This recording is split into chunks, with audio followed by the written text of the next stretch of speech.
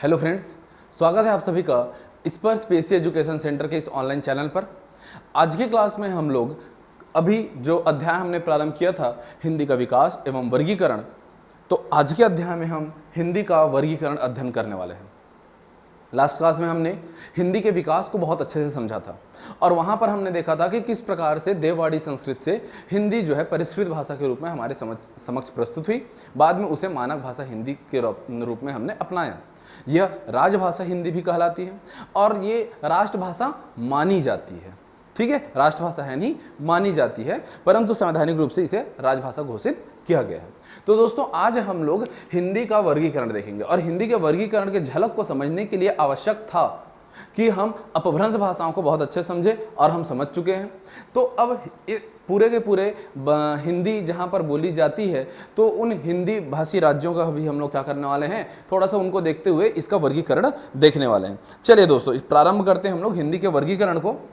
हिंदी का वर्गीकरण वास्तविक में एक विद्वान हुए थे, जॉर्ज अब्राहम ग्रियर्सन। ठीक है, तो जॉर्ज अब्राहम ग्रियर्सन जो थे, इन्होंने इसका वर्गीकरण किया था। जॉर्ज अब्राहम ग्रियर्सन ने 1927 में जो है इस ऐसा वर्गीकरण किया था जिसको अभी हम लोग अध्ययन करने वाले हैं। सबसे पहले हिस्से में हमारे पास में हिंदी के वर्गीकरण में जब हम अध्ययन करते हैं तो सबसे पहले हम देखते हैं पूर्वी हिंदी, पूर्वी हिंदी का क्षेत्र। दूसरे नंबर पर हम यहां पर देख पाते हैं पश्चिमी हिंदी, पूर्वी हिंदी के पश्चात पश्चिमी हिंदी। पश्चिमी हिंदी के पश्चात यहां हम देखते हैं राजस्थानी, राजस्थानी हिंदी। और राजस्थानी के पश्चात हम देखते हैं बिहारी हिंदी। बिहारी हिंदी के पश्चात में 5वें नंबर पर हम देखते हैं खस या पहाड़ी हिंदी। खस या हम कहते हैं क्या इसको, पहाड़ी हिंदी। तो इस प्रकार से ये 5 प्रकार जो है हम लोग यहाँ पर देखते हैं। कौन कौन से देखते हैं? पूर्वी, पश्चिमी, राजस्थानी, बिहारी, खस या पहाड़ी। परंतु इनमें कौन कौन सी बोलियां भाषाएं, बोली और भाषा शामिल है, इसको देखते हैं। अब ये यहाँ से ऐसे याद करने से कई बार याद नहीं होता है, तो इसको याद करने के लिए मैं आपको बता दूं, हम फिर से हम अपने इंडिया के मैप का सहारा लेंगे और मैप बनाते हुए हम लोग समझेंगे कि कहाँ कहाँ पर कौन कौन सी बोली भाषा बोली जाती है और उसके आधार पर हम इसको क्या है, वर्गीकृत करके रखते हैं। चलिए, हमको इस हिस्से का ही अधिकांश रूप से जरूरत पड़ेगा। तो यहाँ पर देखिए, जब मैं कहता हूँ पूर्वी हिंदी तो आपका ध्यान बिल्कुल यहाँ से प्रश्न आते हैं कि कौन किस हिंदी में शामिल है, तो आपसे बिल्कुल प्रश्न बनना चाहिए। अच्छा, इसको शायद पूर्वी हिंदी ना कह के आपको नाम चेंज करके बोलेगा। अगर ये कहता है अर्धमागधी क्या है, अगर बोल देगा क्या अर्धमागधी, तो ध्यान रखना पूर्वी हिंदी को ही अर्धमागधी के अंतर्गत लिया जाता है। ठीक है, और याद रखना यहाँ ये जो बिहारी है यही है क्या, मागधी। बिहारी क्या है, मागधी। अर्धमागधी कौन है, ये पूर्वी हिंदी, और बिहारी क्या है, मागधी है। इसके अलावा जब हम लोग पढ़ रहे थे, क्या पढ़ रहे थे, अपभ्रंश, तो हमने सौरसेनी सुना था ना, तो ये सब के सब क्या हैं, सौरसेनी है। ये भी सौरसेनी है, ये भी सौरसेनी है और ये भी सौरसेनी है। खस या पहाड़ी है और सौरसेनी है। ठीक है, तो यहाँ से इसको हमको ध्यान में रखना है। अब अगर पूछा जाए कि छत्तीसगढ़ी जो हमारी बोली है, छत्तीसगढ़ी जो हमारी मातृभाषा है, इसका उद्भव कहाँ से हुआ है, तो बिल्कुल छत्तीसगढ़ी लैंग्वेज में ये क्वेश्चन पूछा गया हुआ क्वेश्चन है, तो बिल्कुल याद रखिएगा वो किसके अंतर्गत आती है, इस अर्धमागधी अर्थात पूर्वी हिंदी के अंतर्गत आती है। चलिए देखते हैं और कौन कौन से क्षेत्र किस प्रकार से यहाँ पर हैं। तो अगर मैं इस क्षेत्र में देख लूँ, ये अवध का क्षेत्र, अवधी, उसके नीचे बघेलखंड का पठार है इसलिए मैं कहता हूं बघेली, उसके नीचे हमारा छत्तीसगढ़ है इसलिए मैं कहता हूं छत्तीसगढ़ी, छत्तीसगढ़ी। ये जो 3 हैं, इन तीनों को बांध करके मैं कहता हूं यही कौन है, यही है पूर्वी हिंदी। कौन है ये, पूर्वी हिंदी। ये तीनों पूर्वी हिंदी, अवधी, बघेली, छत्तीसगढ़ी। स्थान ऐसे कुछ याद करके चलिए तो आपके लिए लाभप्रद होगा भविष्य के लिए। यदि मैं कहता हूं क्या पश्चिमी, अब पश्चिमी को देखना, ये पूर्व हिस्सा है तो जाहिर सी बात है पश्चिमी इधर कहीं पर है, तो इससे बगल वाला पूरा हिस्सा मैं यहां से प्रारंभ करता हूं। मैं प्रारंभ करता हूं कहां से, ये जो हमारा हरियाणा का क्षेत्र है जहां पर बोली जाएगी खड़ी बोली या जिसी को कहा जाता है कौरवी, खड़ी बोली या कौरवी, मैं पूरा नहीं लिखा हूं, खड़ी लिखा हूं, खड़ी बोली या कौरवी जिसको बोलते हैं। ये जो पूरा क्षेत्र है हम लोग ज्योग्राफी में पढ़ते हैं कि एक बांगर प्रदेश कहलाता है, तो इसलिए इस क्षेत्र का नाम पड़ गया यहां पर बांगरू। क्या बन गया ये, बांगरू। साथ ही साथ यहीं पर का क्षेत्र यहां पर कन्नौज है, तो मैं यहां पर नाम लिखता हूं कन्नौजी।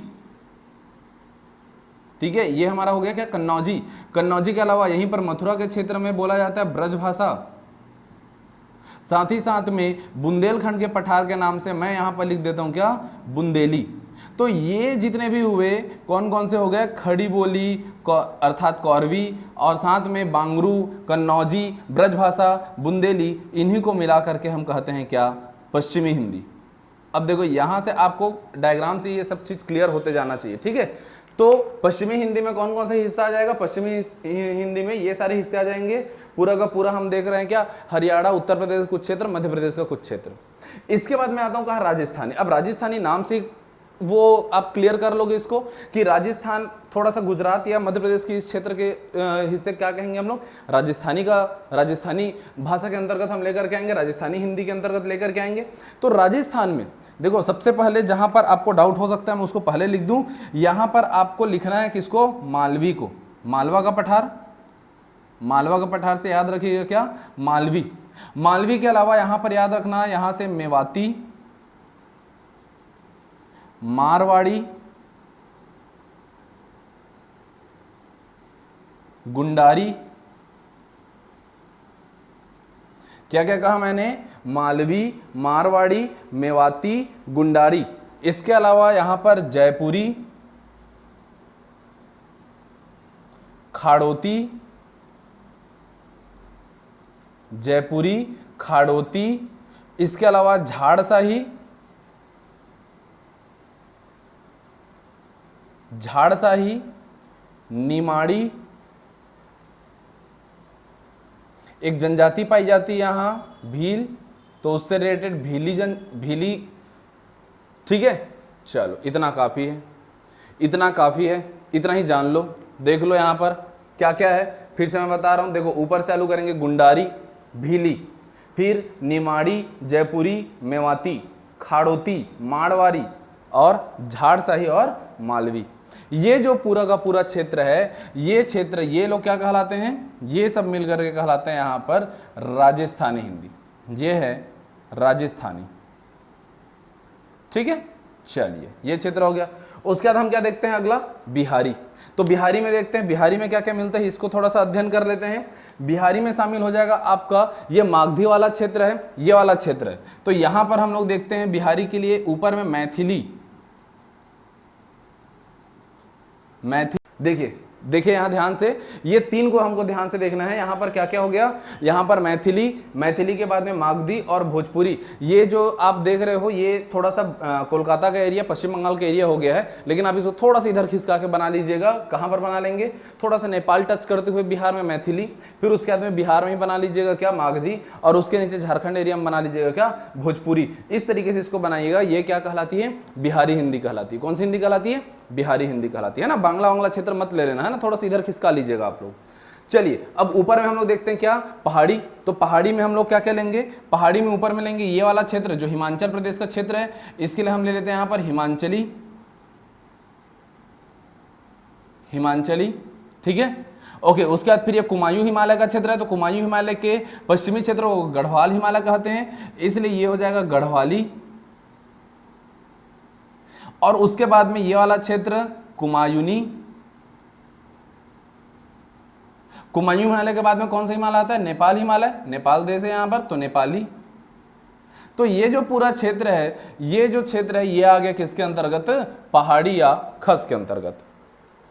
तो यहां से जो क्वेश्चन आएंगे, यदि आप इस तरीके से उसको ध्यान में रखते हो तो बिल्कुल बनेगा। यहां से जो क्वेश्चन आया हुआ है वो बार बार आपको जो पूछा गया, मारवाड़ी को पूछा गया है, बांगरू को पूछा गया है, कुमायूनी को पूछा गया है, छत्तीसगढ़ी को, हमारे छत्तीसगढ़ के रिस्पेक्ट में पूछा गया है, सॉरी, तो इस तरीके से आपको ध्यान में रखना है यहाँ पर कि ये पूरा का पूरा क्षेत्र राजस्थानी, फिर पश्चिमी हिंदी, फिर पूर्वी हिंदी, फिर हमारे पास में ऊपर के क्षेत्र में आएगी पहाड़ी हिंदी, और ये क्षेत्र है बिहारी हिंदी। चलिए दोस्तों, तो ये है हमारा क्या हिंदी का वर्गीकरण किस तरीके से किया जाता है, परंतु इनकी कुछ विशेषताओं का हम अब अध्ययन कर लें और उन विशेषताओं से किस किस प्रकार के प्रश्न आते हैं उन प्रश्नों पर भी थोड़ा सा हम लोग चर्चा करेंगे। ठीक है, सबसे पहला चीज तो यहीं से बनता है क्या कि इनका कौन कौन से भाषा परिवार, कौन कौन सी जो बोलियां हैं वो किसके अंतर्गत आती हैं। अब मैं एक एक करके उठाता हूं, टॉपिक डाल लीजिएगा क्या, पूर्वी हिंदी। पूर्वी हिंदी करके टॉपिक डाल लीजिए फटाफट से। तो दोस्तों सबसे पहले हम आरंभ करते हैं पूर्वी हिंदी के साथ। सबसे पहले हम क्या देखेंगे, पूर्वी हिंदी देखते हैं, समझते हैं पूर्वी हिंदी की में क्या क्या विशेषताएं हैं और कहाँ कहाँ पर ये विस्तारित है। वैसे तो हमने अभी विस्तार देखा, हमको समझ में आ गया, इंडिया के मैप में समझ गए होंगे कि हाँ भाई किस क्षेत्र में हमारा इसका विस्तार पाया जाता है। तो इसको थोड़ा सा ध्यान से समझते हैं। और पूर्वी हिंदी में कौन कौन थी, अवधि थी ना सबसे पहले। तो सबसे पहला हम अवधि को ही पढ़ना आरंभ करते हैं। ठीक है, अवधि। सबसे पहली बात तो ये कि अवधि के अंतर्गत कौन कौन सी बोलियां आती हैं। तो अवधि के अंतर्गत हम लोग देखते हैं कोसली एक और दूसरी वैशवाड़ी, ये ध्यान में रखिएगा। इसके अंतर्गत कौन कौन सी बोलियां आती हैं, तो कोसली और वैशवाड़ी। अगर आप लोग इंडिया के मैप में थोड़ा सा अगर घूमना चाहें तो मैं आप लोग को बतला दूं कि ये कौन कौन से क्षेत्र में इसका विस्तार है। तो ये है लखनऊ में, लखनऊ से इलाहाबाद ना बोल करके अब कह देते इसको प्रयागराज। ठीक है, फतेहपुर का इलाका, फिर मिर्जापुर का क्षेत्र, मिर्जापुर वाला क्षेत्र, रायबरेली, फैजाबाद, ये जो सारे क्षेत्र हैं, इन क्षेत्रों को अगर आप थोड़ा सा गौर करो तो यहां पर क्या है, अवधि का प्रयोग किया जाता है।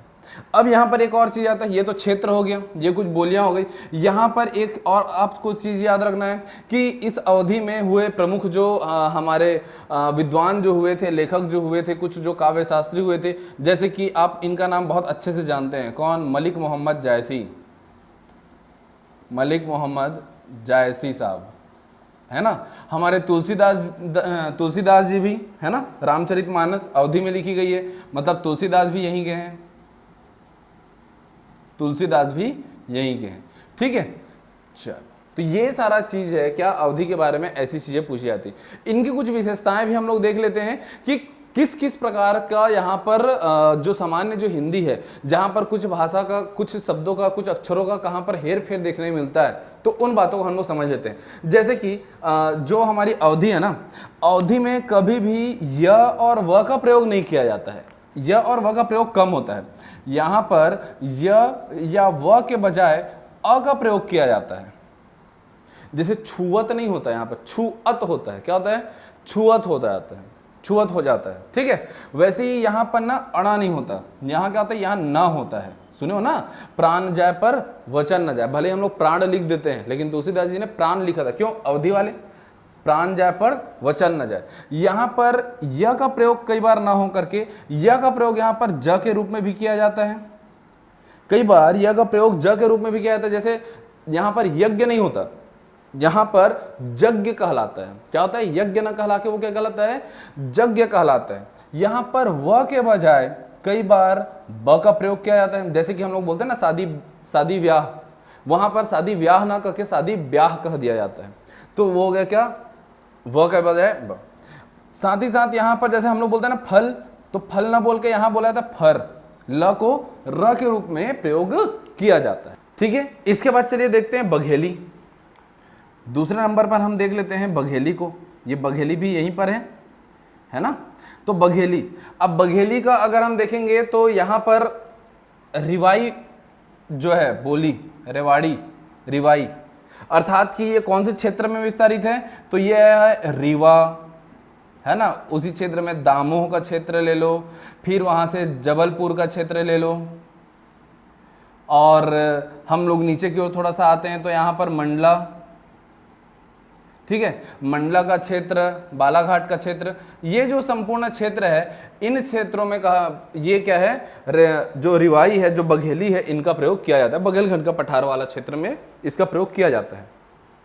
ठीक है, अभी देखिए यहां पर आपको ध्यान में रखना है कि इसमें भी एक जो चीज है वो चेंज होता है। यहां पर जो कहा जाता है वो क्या है, व को ब के रूप में यहां भी प्रयोग किया जाता है। क्या होता है यहां पर, व को ब के रूप में यहां पर प्रयोग किया जाता है। ठीक है, तो इस तरीके से बघेली की ये खासियत आपको ध्यान में रखना है, बघेली में, रेवाड़ी में व को ब कहा जाता है। तीसरा जो था हमारा, तीसरा इसमें क्या था, पूर्वी हिंदी में जो तीसरे नंबर पर था वो क्या था हमारे पास में, छत्तीसगढ़ी। चलिए छत्तीसगढ़ी का भी अध्ययन कर लेते हैं। छत्तीसगढ़ी, तो छत्तीसगढ़ी के लिए मुझे बताने की जरूरत नहीं है। यहां पर दो चीज आपको ध्यान में रखना है छत्तीसगढ़ी के लिए। एक आपको ध्यान में रखना है क्या, लरिया और खलहाटी, है ना, लरिया और खलहाटी, इसमें ध्यान रखिएगा। अब चूंकि हमको खलहाटी, देखिए चूंकि हमको क्या है, छत्तीसगढ़ी को हमारे बहुत अच्छे से पूरे एक बोली के रूप में अच्छे से पढ़ना ही है, बाद में आपको उसको पढ़ाया ही जाएगा, तो मैं छत्तीसगढ़ी पे बहुत ज़्यादा डिटेल में भी नहीं जाऊंगा। ठीक है, और छत्तीसगढ़ी में कौन कौन से क्षेत्र में बोली जाती है ये मुझे बताने की आवश्यकता भी नहीं है। पूरा महानदी बेसिन आप लोग ले लीजिए, अर्थात पूरा रायपुर, बिलासपुर का पूरा ये जो रेंज है ना, रायगढ़ तक ऊपर में जो सरगुजा वाला क्षेत्र है वहाँ पर कुछ चीज़ें बदल जाती हैं, नीचे बस्तर में कुछ चीज़ें बदल जाती हैं, परंतु बिलासपुर, रायपुर, दुर्ग संभाग में अधिकांशतः क्या है, यही हमारी छत्तीसगढ़ी बोली जाती है। ठीक है, अभी देखो इस छत्तीसगढ़ी में भी थोड़ा बहुत कुछ चीज़ हमको ध्यान में रहना चाहिए, है ना। अगर डीप में तो हम लोग पढ़ेंगे ही, लेकिन फिर भी जो विशेष बात है, जैसे छत्तीसगढ़ी में ये 3 प्रकार के स नहीं होते, स, श, स, ये 3 जो हम लोग हिंदी में उच्चारित करते रहते हैं, हमारे यहाँ छत्तीसगढ़ी में होता है स। हर चीज के लिए एक ही प्रकार का स। अच्छा, कुछ जगहों में स का प्रयोग नहीं किया जाता, स का प्रयोग ना करके छ का प्रयोग किया जाता है। जैसे सीताफल ना होकर हमारे यहाँ छीता होता है, सीताफल ना होकर के हमारे यहाँ वो छीता हो जाती है। यहाँ पर कुछ जगहों में जैसे कि ए और औ का क्या हो जाता है, लोप हो जाता है, और उसकी जगह हम इसको ऐ, औ ऐसे उच्चारित करते हैं। ठीक है, दूसरा चीज, यहां पर अड़ा जो है इसका लोप हो जाता है, हम लड़का नहीं कहते, हम लड़का कहते हैं, लड़की नहीं कहते, हम लड़की कहते हैं।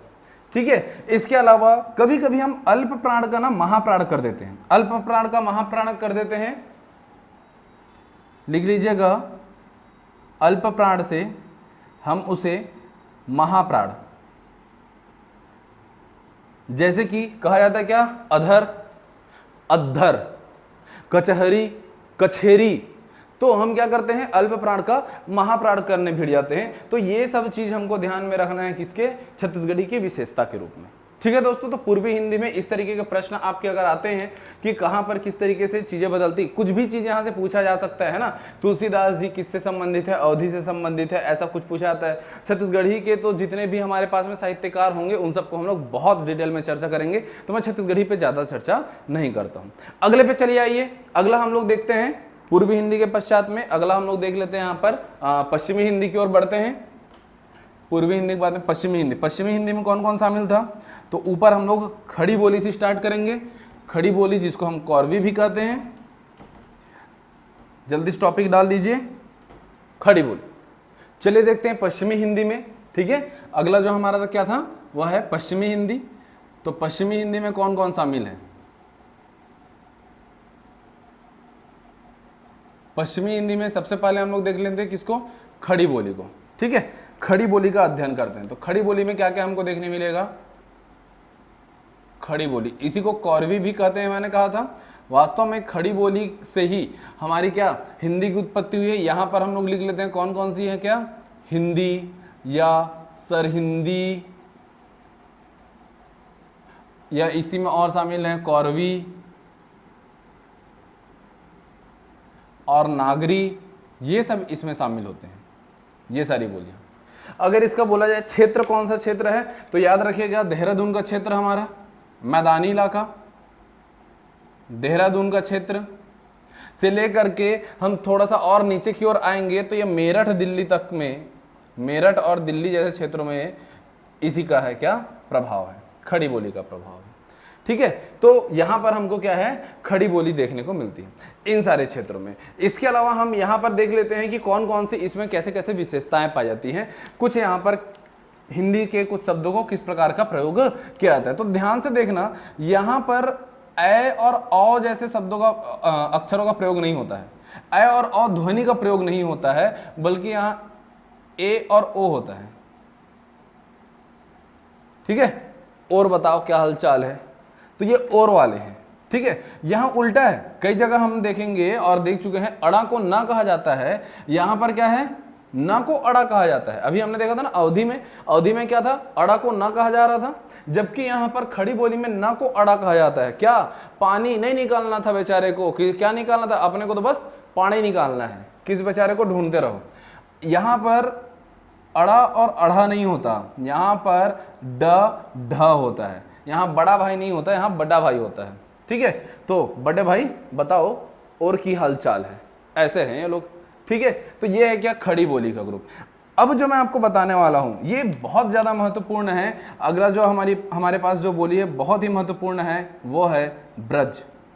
ब्रज भाषा कह देते हैं इसको। ये जो ब्रज है, देखिए ये ब्रज, अब ब्रज बोलते साथ में आपको कृष्ण कन्हैया याद आ जाएंगे, मतलब कि कौन सा क्षेत्र हो जाएगा हमारा, मथुरा का क्षेत्र। ठीक है, मथुरा के क्षेत्र को ध्यान में रखेगा। अब ये जो ब्रज है इसको ध्यान में रखना कि गंगा और यमुना नदी के बीच में होने के कारण इसको डॉक्टर ग्रियर्सन ने क्या कहा है, इसे अंतर्वेदी भाषा कहा है। क्या कहा है इसको, अंतर्वेदी भाषा की संज्ञा दे दी है। किसने दिया है, डॉक्टर ग्रियर्सन ने, मतलब उन्होंने ही, जिसने ये पूरा क्या किया है, क्लासिफिकेशन किया है, ये पूरा वर्गीकरण किया है, तो उन्होंने इसको कह दिया क्या, अंतर्वेदी का है। क्यों, गंगा यमुना के बीच में द्वाब में होने के कारण। और ये क्षेत्र कौन सा है, मथुरा वाला क्षेत्र है। और ब्रज भाषा को एक और चीज ध्यान रखिएगा, ये जो है ये साहित्यिक रूप से अत्यंत धनी है। साहित्य के क्षेत्र में ये अत्यंत धनी, ये जो है बोली, जो ये विभाषा है, वो वास्तव में क्या है, साहित्यिक रूप से भयंकर बहुत ज़्यादा धनी है। क्यों धनी इसको हम कह रहे हैं, क्योंकि अष्टछाप के कवियों में से बहुत सारे यहीं से हुए थे। जैसे कि अगर उदाहरण के तौर पर अगर मैं ले लूँ, अष्टछाप के कवि कहते साथ में मैं ध्यान देना चाहूँगा यहाँ पर, अष्टछाप के कवि। अब अष्टछाप के कवि आपको अध्ययन करना है तो आप बोलेंगे कौन कौन से हो गए, रहीम, रसखान, इन सब नामों को आपको ध्यान में रखना होता है। ठीक है, और कौन है, और है देव, रत्नाकर, कवि रत्न, ये सब क्या हैं, ऐसे महान जो यहाँ पर क्या हुए थे, कवि हुए थे, जिनकी वजह से क्या है, ये जो ब्रज भाषा है वो क्या है, बहुत क्या है, फली फूली है। तो ब्रज भाषा में क्या क्या चीजें परिवर्तित होती हैं, ये भी हमको पता होना चाहिए। इसे ध्यान रखना, अंतर्वेदी किसे कहा गया है, ऐसे प्रश्न जब पूछे जाएंगे तो आपको ब्रज भाषा लगाना है। यहाँ पर क्या अलग होता है, तो ब्रज भाषा में भी हमारे छत्तीसगढ़ी की तरह तीन प्रकार के स नहीं होते, यहाँ पर भी एक प्रकार से स कहा दिया जाता है। ब्रज भाषा में री नहीं होता है, यहाँ पर इसको री के रूप में लिखा जाता है। ब्रज भाषा में भी अणा को न लिखा जाता है। अवधि और ब्रज दोनों इस मामले में सेम है। ठीक है, बराबर। यहाँ पर य को य न लिख के म लिखा जाता है। ठीक है, और यहाँ पर जो है ना, ध्यान दीजिएगा, यहाँ पर अड़ा, अढ़ जैसी चीजों को भी र बोल दिया जाता है और ल को भी र बोल दिया जाता है, ल को भी र बोल दिया जाता है। साथ ही साथ यहाँ पर याद रखना है आपको, ठीक है, हम देख रहे थे कि यहाँ पर आकारांत को औकारांत में परिवर्तित कर देते हैं। कैसे, यहाँ पर ये लोग क्या है, हमारा नहीं कहते, ये क्या कहते हैं, ये कहते हैं हमारा। ये लो, आ होना चाहिए था, अंत में आ होना चाहिए था, उसको क्या कह दिया इन्होंने, औ कर दिया। तो ये हो गया क्या, आ का औकारांत, आकारांत से औकारांत हो गया। ठीक है, तो ये आपको ध्यान में रखना है इन सारी चीजों को ब्रज भाषा से रिलेटेड। अगला हम इसमें क्या देखे थे, ठीक है, तो ब्रज के बाद में हम यहां पर अगला देख लेते हैं, बांगरू। ठीक है, इसमें हमने बांगरू भी देखा था। चलो, बांगरू मतलब कि जैसा मैंने बताया था, ज्योग्राफिकल आपको ध्यान क्या रखना है, ये बांगर प्रदेश वाला क्षेत्र होगा। मतलब कि कौन से क्षेत्र की बात कर रहा हूं मैं बात कर रहा हूं हरियाणा, पंजाब हरियाणा के क्षेत्र की। तो पंजाब ऐसा जिंद का क्षेत्र समझ सकते हो आप, पटियाला समझ लो, है ना, दिल्ली का भी क्षेत्र इसमें शामिल रहेगा। तो इन सब क्षेत्रों में क्या है, ये बांगरू जो है ये बोली जाएगी। ठीक है, इसमें मुख्य रूप से अगर बोली इसके अंतर्गत लिया जाए तो यहां पर लिया जाए किसको, हरियाणवी को, हरियाणवी को जो है इसके अंतर्गत लिया जाएगा। ठीक है, अब इसमें परिवर्तन क्या क्या होते हैं, कुछ कुछ जो हम लोग अभी तक देख रहे हैं, क्या कुछ विभिन्नताएं जो हम लोग देख रहे हैं, तो उसकी अगर मैं बात करूं तो यहां पर न को ये भी क्या कहते हैं, न कहते हैं। अब देखो इसमें जो है खड़ी बोली, ये भी क्या, कौन सा हमारा हरियाणा वगैरह वाला क्षेत्र है, तो यहाँ पर मैं ध्यान देना कि ये जो खड़ी बोली का जो क्षेत्र है ना, दिल्ली वही कॉमन जो एरिया है, तो इन्हीं सब क्षेत्र में बोले जाने वाली तो कुछ इसी तरीके की वहाँ पर भी हमको क्या है, इनके अनुसार ही ये लोग भी कुछ उच्चारण करेंगे। जैसे कि बड़ा को ये भी क्या कहेंगे, बड़ा कहते हैं। लेकिन यहाँ पर ये जो है, ये दोनों के दोनों यहाँ पर जो हम लोग देखे थे वही सेम चीज बांगरू में भी है, ये हम लोग देख लेते हैं। ठीक है बात। अगला हम देखते हैं कौन सा, बांगरू के बाद में देख लेते हैं बुंदेली। बुंदेली मतलब कि बुंदेलखंड का पठार वाला क्षेत्र। ठीक है, बुंदेलखंड का पठार वाला क्षेत्र मतलब कि सीधे सीधे हम कह सकते हैं कौन सा इलाका हो गया, कौन सा क्षेत्र हो गया, ये हो गया झांसी का क्षेत्र। बिल्कुल ध्यान दीजिएगा, ये कौन सा क्षेत्र हो गया, झांसी का क्षेत्र हो गया। अब झांसी सुनते साथ में वो जो आपको ध्यान में आना चाहिए, एक बिल्कुल ध्यान में आना चाहिए कौन सा, बुंदेले हर बोलों की हमने सुनी कहानी है, खूब लड़ी मर्दानी वो तो झांसी वाली रानी थी। तो ये जो इस तरीके के जो शब्द हैं, इससे आपको ध्यान में रखना है, इस तरीके से आपको याद में रखना है। अच्छा, बुंदेली में एक चीज ध्यान रखना, बुंदेली की एक उपबोली है। तो बुंदेली की जो उपबोली है बनाफरी, बुंदेली की उपबोली बनाफरी, इसको एग्जाम में बिल्कुल एक बार पूछा गया था, और उसका कारण है कि इससे एक लोक गाथा वहां की चलती है जिसका नाम है आल्हा। आल्हा उद्दल की कहानी आप सभी सुने होंगे अपने दादी नानी की कहानियां टाइप्स में। तो वहां पर जब आपने आल्हा उद्दल की कहानी सुनोगे तो वो जो आल्हा की जो लोक गाथा है वो किस में है, बनाफरी में है। बनाफरी में उसको रचा गया था वास्तविकता में, जो बुंदेली के अंतर्गत आती है। यहां पर ध्यान दीजिएगा, बुंदेली में जो है कुछ प्यार सूचक शब्द बनाने के लिए, व या य का प्रयोग किया जाता है। जैसे बेटी को कर दिया जाता है बिटिया, अगले जन्म मुझे बिटिया ही कीजो वाला। तो ये जो क्या हो गया, वो बेटी ना हो करके, बेटी से हमने उसको कहां परिवर्तित कर दिया, हमने कर दिया बिटिया। इस तरीके के शब्दों का यहां पर प्रयोग किया जाता है। यहां पर भी य ना हो करके यहां क्या होता है, ज होता है। यहां पर म या व का प्रयोग ना करके ब का प्रयोग किया जाता है। ठीक है, यहां पर रो के बजाय औ का प्रयोग किया जाता है। ठीक है, जैसे कि तुम्हारो कान्हा के बजाय यहां पर तुम्हाओ कान्हा हो जाएगा। तुम्हाओ र उच्चारण ना करके औ उच्चारण किया जाता है। तो ये है क्या, हमारी बुंदेली। इसके अलावा यहां पर हमने इस पश्चिमी हिंदी में एक और देखा था जिसका नाम है कन्नौजी। देखो दोस्तों, अब कन्नौजी को समझने के लिए देखो, कन्नौज का क्षेत्र, इटावा का क्षेत्र, तो इन क्षेत्रों में ये कन्नौजी है। कन्नौजी को अलग से अध्ययन करने की आवश्यकता नहीं है। एक शब्द में इसको आप समझ लीजिएगा कि कन्नौजी वास्तविकता में ब्रज की ही उपबोली है। ब्रज की उपबोली अर्थात जिस भी प्रकार का हमने अध्ययन ब्रज भाषा के लिए किया था, वैसे ही कुछ समानताएं पाई जाएंगी कहां, कन्नौजी में। ठीक है दोस्तों, तो ये हो गया क्या, पश्चिमी हिंदी। खास करके हमारे छत्तीसगढ़ पीएससी में पूर्वी और पश्चिमी हिंदी से ही प्रश्न बहुत ज़्यादा आते हैं, और यही का हमको थोड़ा ज़्यादा अच्छे से इन जो परिवर्तन हुए थे उनको समझना आवश्यक है। इसके अलावा अगर मैं राजस्थानी में जाऊं तो राजस्थानी में राजस्थान के जिन क्षेत्रों का मैंने नाम अभी आपको बतलाया था, केवल उतना ही जान लेना काफ़ी है। इस प्रकार की राजस्थानी के अंतर्गत ये सारी बोलियां हमको क्या है, ध्यान में रखनी है। कॉपी में जरूर से एक बार और से आप टॉपिक डालिएगा राजस्थानी हिंदी, और उन सभी नाम को लिख लीजिएगा। ठीक है, उन सभी नाम पर जैसे कि हम लोगों ने क्या क्या देखा था, मारवाड़ी, मेवाती, मालवी, इन जितने भी जयपुरी, इन सभी को जो हमने देखा था उन सबको आप नोट डाउन करके रखिएगा। और राजस्थानी से एक चीज जरूर याद रखना, मीराबाई कहाँ से है, मीराबाई राजस्थानी का प्रयोग करती थी। जब भी उन्होंने कोई भी रचना की है, या जब भी वो गायन शैली में अपना श्री कृष्ण जी को याद करती थी, उनकी कौन सी बोली हुआ करती थी, किस क्षेत्र से संबंधित थी, वो राजस्थानी से संबंधित थी।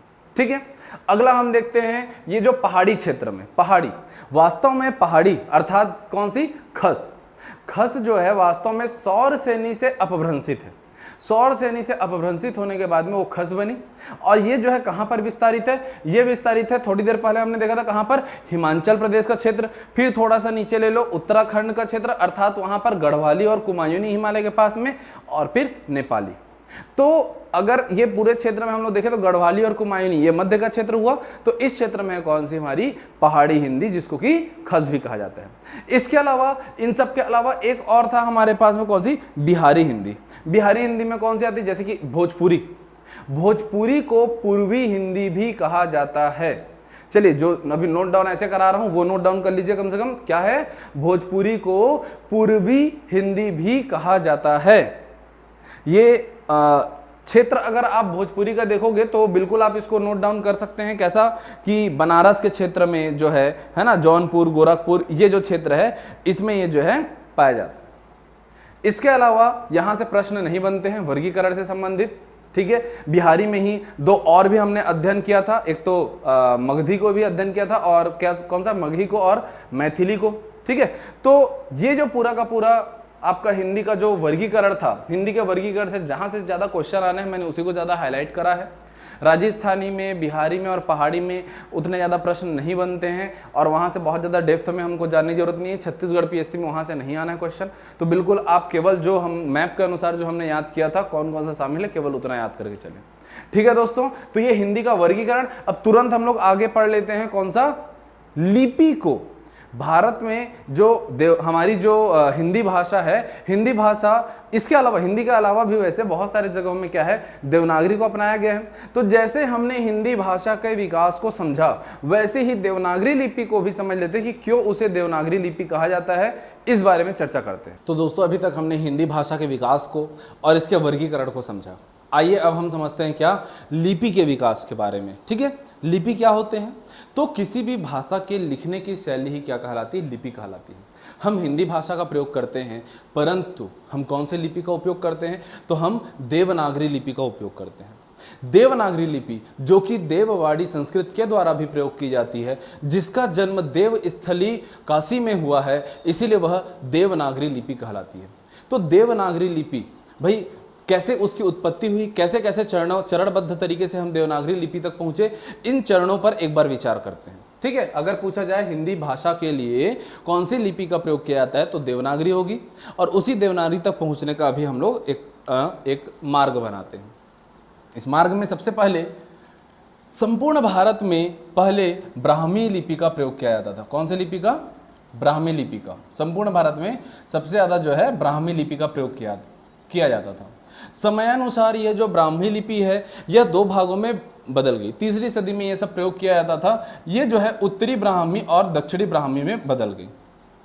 उत्तरी ब्राह्मी अलग, दक्षिणी ब्राह्मी अलग। बाद में ये जो उत्तरी ब्राह्मी थी, ये जो है चौथी पांचवी सदी में ये गुप्त लिपि के रूप में बदली, परिष्कृत होते चली गई। गुप्त लिपि के बाद में हम यहां पर देखते हैं इसे सिद्ध मातृका लिपि कहा गया। सिद्ध मातृका लिपि, ये जो सिद्ध मातृका लिपि थी, इनका क्रमबद्ध अभी 6वीं 7वीं सदी में ही इनका विकास हुआ। फिर इसके पश्चात में 8वीं 9वीं सदी में ही उत्पत्ति हुई किसकी, कुटिल लिपि की। यहाँ कुटिल लिपि का विकास हुआ। अब ये जो कुटिल लिपि है, ध्यान से समझना, ये कुटिल लिपि फिर से अलग अलग क्षेत्रों में अलग अलग रूप से यहाँ पर विभाजित हो गई, और कुटिल लिपि के अंतर्गत ही ये अलग अलग क्षेत्र आते हैं। कौन से क्षेत्र आते हैं, एक है हमारी शारदा, दूसरी है नागरी, अब यहीं से हमारे पास में देवनागरी उत्पन्न होने वाली है, और यहाँ पर है द्रविड़। तो हमें बेसिकली क्या पढ़ना है, इस नागरी को पढ़ना है। शारदा मतलब कि उत्तर भारत, नागरी मतलब कि मध्य भारत, और द्रविड़ मतलब कि दक्षिण भारत। उत्तर भारत कहने का मतलब इसमें शामिल होंगी कौन कौन सी, कश्मीरी, लहंदा, ठीक है, और इसी में शामिल होंगी डोंगरी। ये सारे जो हैं शारदा के अंतर्गत शामिल हुए थे, ठीक है। अगर मैं बात करूं नागरी की, तो नागरी क्या है, नागरी ये फिर से दो रूप में अलग अलग तरीके से इसका विस्तार हुआ था। नागरी के जो पूर्वी है और एक है पश्चिमी, पूर्वी में किसका विकास हुआ? तो पूर्वी क्षेत्र में जितने भी हम लोग उड़ीसा के बाद में हम देखते हैं ओडिया, बंगाली, असमिया, मणिपुरी, ये सब इस पूर्वी के अंतर्गत आएंगे। और जबकि पश्चिमी को हम देखते हैं तो पश्चिमी में कौन कौन आ जाएंगे? इसमें आएगी राजस्थानी, गुजराती, महाजनी वगैरह भी इसी में आएगी, और इसी में आएगी हमारी देवनागरी। तो वास्तविकता में हमको कहाँ तक जाना था? देवनागरी तक जाना था। द्रविड़ के क्षेत्र में फिर से वो द्रविड़ की हमारी 4 भाषाएं। तो बिल्कुल आपको खाली यहाँ तक को समझना है। क्या समझना है? कि संपूर्ण भारत में ब्राह्मी लिपि का एक समय क्या था? प्रचलन था। ब्राह्मी लिपि जो कि गुप्त लिपि, सिद्ध मातृका, कुटिल लिपि से होते हुए नागरी के ही पश्चिमी नागरी के रूप में, देवनागरी के रूप में ये क्या है? हमारे समक्ष में परिष्कृत होकर के पहुंची थी। तो ये जो देवनागरी है इसका प्रयोग किया जाता है किसमें? संस्कृत, जो देववाड़ी संस्कृत है उसमें देवनागरी का प्रयोग किया जाता है। इसका जन्म कहां से हुआ है? देवस्थली अर्थात काशी से इसका जन्म हुआ है, इसलिए इसे देवनागरी कहा जाता है। हिंदी के अलावा एक तो संस्कृत, इसके अलावा पाली, नेपाली और मराठी भाषा में भी इसी देवनागरी का ही प्रयोग किया जाता है। हाँ, ये बात सत्य है कि पहले के जो देवनागरी लिपि है, जिस प्रकार के संस्कृत का उपयोग यहाँ पर किया जाता था, जैसे इसमें री और बड़ा री हुआ करता था, वो बड़ा री अब हम प्रयोग नहीं करते। यहाँ पर ल के साथ रली भी होता था, रली, तो रली का भी अब हम प्रयोग नहीं करते हैं। ठीक है, आप बड़े बड़े संस्कृत के जो मंत्र अगर उच्चारित करेंगे तो वहाँ पर आपको कुछ ऐसे भी शब्द, ऐसे भी अक्षर, ऐसी ध्वनियाँ वहाँ पर मिलेंगी जिसका उच्चारण हमारे लिए संभव नहीं हो पाता है। क्यों? हम अभी वर्तमान हिंदी में उन लिपियों का, उन ध्वनियों का प्रयोग नहीं करते हैं। तो इसलिए थोड़ा सा अभी फिर से हम लोग अलग रख लिए हैं इसको। वर्तमान में मानक हिंदी में कितने वर्ण हैं, कैसे शब्द हैं और कैसे इसकी वाक्य रचना की जाती है, इन्हीं का अध्ययन ही व्याकरण कहलाता है। तो इस व्याकरण का अध्ययन अब हम अगले अध्याय से आरंभ करेंगे, जहां पर सबसे पहले हम वर्ण विचार को पढ़ेंगे, फिर शब्द विचार पढ़ेंगे, फिर हम वाक्य विचार पढ़ेंगे। ठीक है, तो दोस्तों कल की क्लास में मिलते हैं हम, जहां पर हमारा टॉपिक होगा क्या? वर्ण विचार। ठीक है, आज के लिए इतना ही। Thank you class.